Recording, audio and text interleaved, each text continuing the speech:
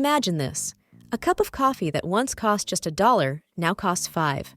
Your paycheck remains the same, but everything you need is getting more expensive. Or picture this. The same cup of coffee starts getting cheaper every week, but no one's buying it. These are the everyday realities of inflation and deflation, two economic forces that can quietly, yet powerfully, shape our lives. Let's start with inflation, the gradual rise in the prices of goods and services over time. It happens when demand outpaces supply, or when the cost of production, like wages or raw materials, goes up. In other words, inflation erodes your money's purchasing power. Think of it this way. With inflation, the same $20 that once filled your cart now barely buys the essentials. It's not just prices that rise. Your savings lose value too. While moderate inflation is normal and even healthy for a growing economy, extreme inflation, like hyperinflation, can destabilize entire nations. Imagine needing millions of dollars just to buy a loaf of bread. On the other hand, deflation, the decline in prices over time, might sound like a good thing. Cheaper goods? What's not to love? But here's the catch. Deflation often signals trouble. It happens when demand falls, when people stop spending, either because they're saving for tough times or simply can't afford to buy.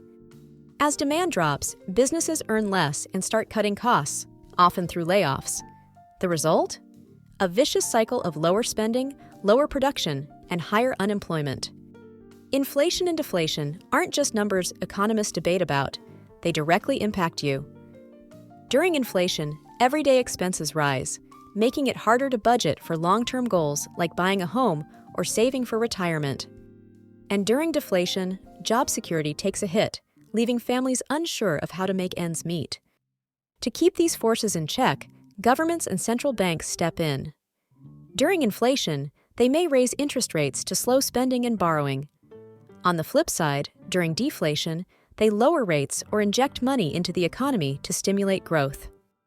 It's a delicate balancing act because too much intervention, or too little, can tip the economy into crisis. So, what does this mean for you?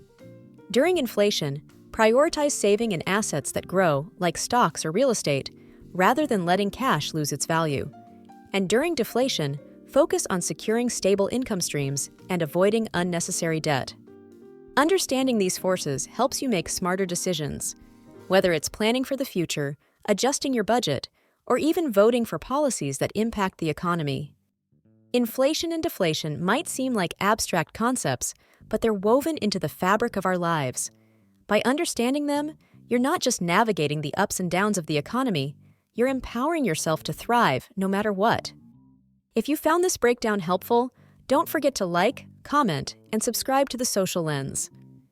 Together, let's make economics simple, relevant, and empowering. Until next time, keep exploring and take charge of your financial journey.